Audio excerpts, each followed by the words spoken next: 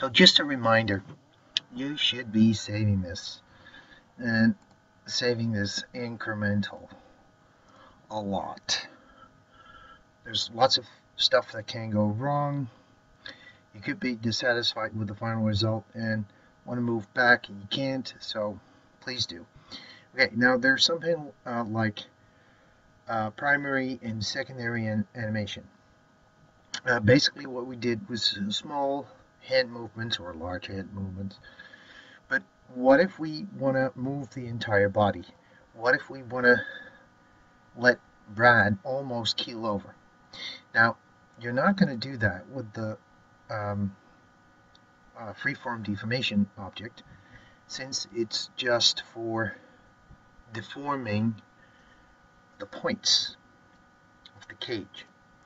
Now, what you want to do is move Brad as a complete body, but his pivot point is in the center of his body, and it's not really a good spot. Now, we could make Brad editable. I don't want to do that. So I'm just going to add a null node. And the null node, I'm just going to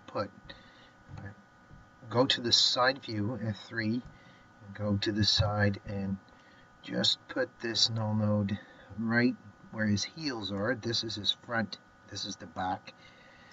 Right here are the heels.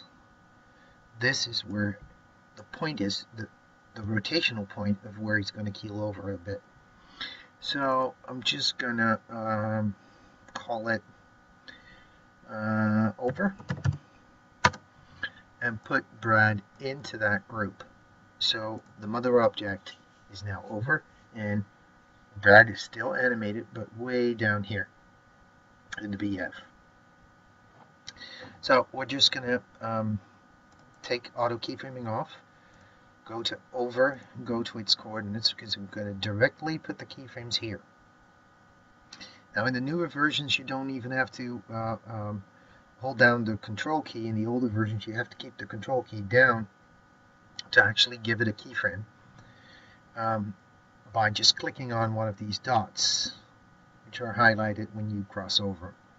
Now right here I just have to see which axis it is, and it's the P for pitch. I'm just gonna Z that out, and now we're just gonna see where and here's where he's gonna get hit. So at about this point I should give the pitch a keyframe so that it's zeroed out at this point in time. And here is the maximum of response, really. So I'm just going to keel him over like this and give him another keyframe. And only like 2 frames, because there's only 2 frames in between here. So 2 or 3 frames, and he's just gonna plop back. And let's see how that goes.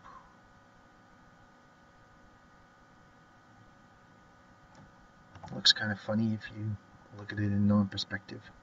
Let's see what it does here.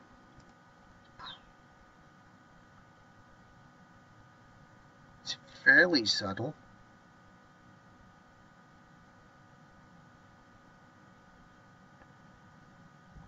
But it looks a tiny bit better. Now, you don't have to put all the animation in one single timeline. You can make separate scenes with separate animations. Once the actors return to cubes, you can actually cut from one scene to another and do the whole thing with video editing instead of trying to blend in all these animations. And sometimes it works better when you do the timing in video instead of trying to do it in an editor, in a 3D editor like Cinema 4D. Anything else I like to do? Nah, not really. Let's put a little funny trick on it. Here we have Brad basically recovering from the slap at frame 35. He's okay. Let's say he's not okay, and let's just put a melt on him. Now, this is also a deformation, and the way deformations work is that Cinema 4D goes down the list. So this one, if we want to be exact, we're just going to put him here. This one, I'm just going to put it after the freeform deformation.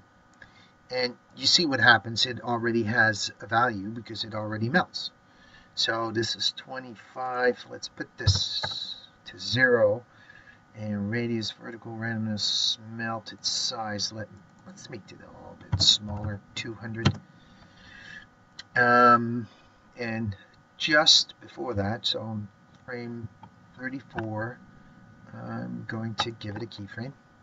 And then he's just going to melt down.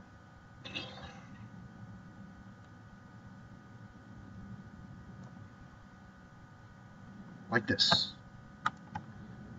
Frame 73. Now, this might bother you, the cage of the FFD object, but don't worry, it's not going to render out because it's not a solid 3D surface. So we got the two keyframes. This actually does have, if I can find it, does have animation curves. And if I push down on H, I get it in full view, and we want to have it a real slow out.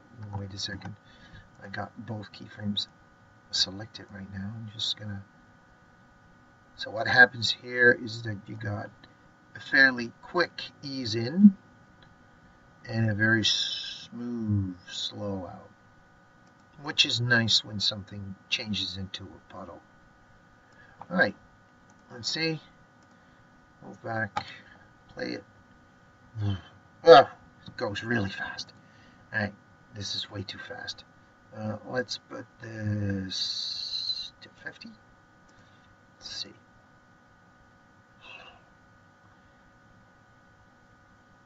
Can't make it too slow because then it would become less cartoony, and it has to be cartoony.